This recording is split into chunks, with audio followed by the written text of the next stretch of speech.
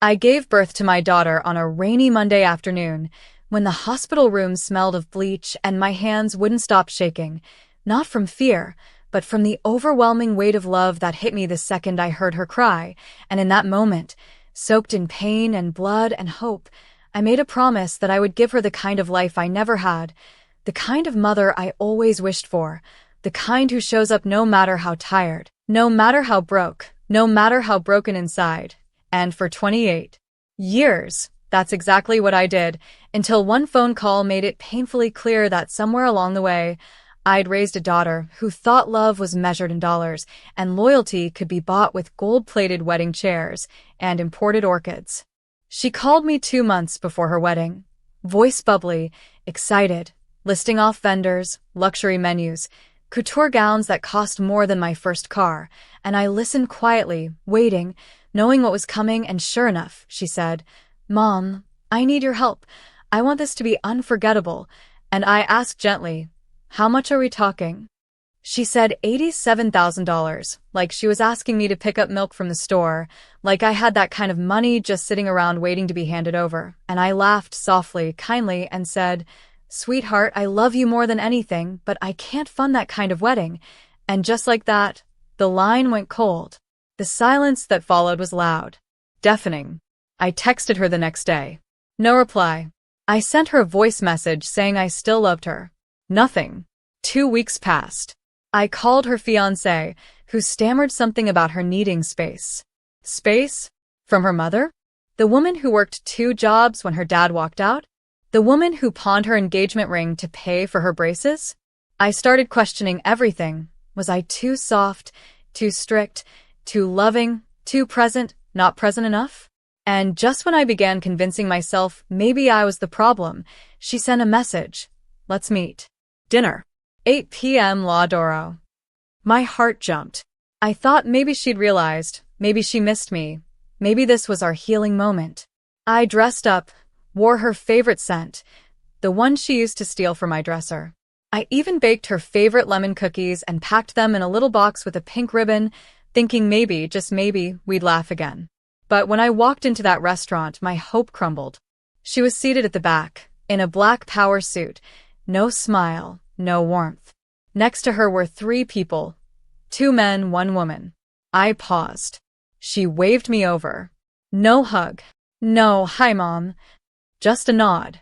I sat. One of the men pulled out a thick document and slid it across the table. "Power of attorney," he said. I blinked. "What is this?" I asked, heart pounding. She didn't look at me. "If you're not going to help financially, I need to take control of Dad's inheritance account. You're the co-signer." My mouth went dry. I whispered, "You want me to sign over your father's inheritance so you can pay for a wedding?"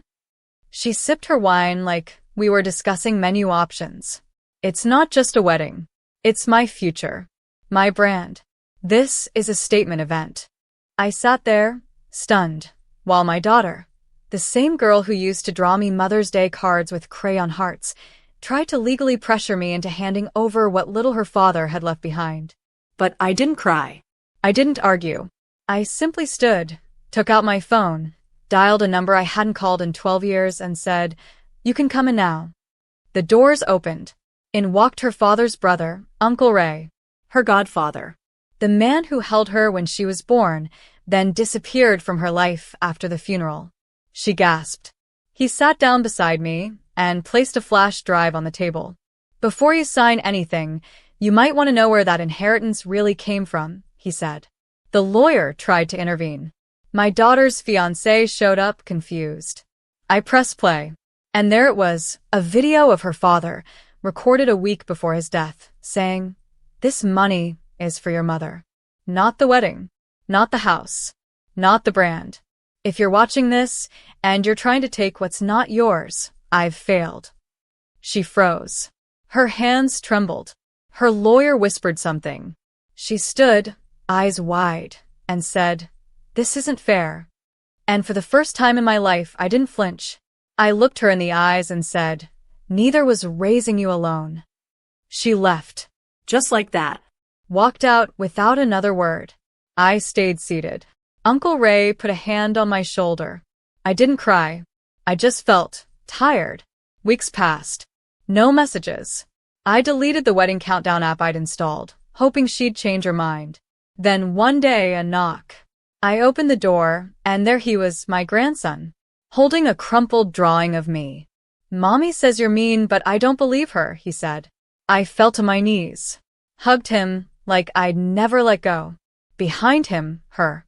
Makeup streaked. Eyes swollen. No suit. No lawyers. Just a daughter who looked like a scared little girl again. She whispered, "Can I come in?" I nodded. We sat on the couch in silence. Then she said the words I never thought I'd hear. "I was wrong. I thought money could fix what I hadn't dealt with. I blamed you for everything. But the truth is, you saved me." I cried. She cried. And for the first time in years, we weren't mother and daughter. We were two broken women trying to be whole again. A month later, she called off the wedding. Said she wanted to find herself before trying to become someone's wife. And then she started working. Actually working. Built a small business from scratch. It wasn't glamorous, but it was hers. She invited me to her relaunch event 6 months later. Backyard. String lights. Her son passed out lemonade. And before she cut the ribbon, she handed me the mic. "Say something, Mom," she said. I took it, hands shaking, and said, "There's no brand more powerful than love. No inheritance more valuable than time.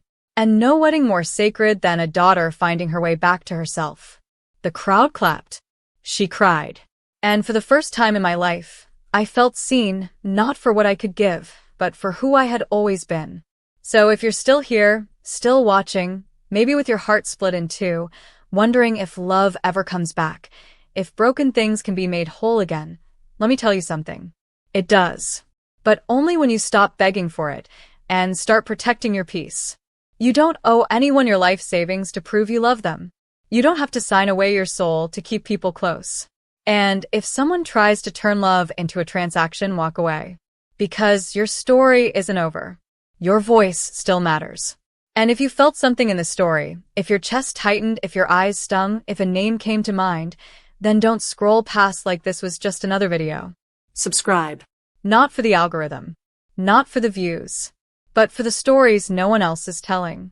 The ones that hurt, that heal, that haunt.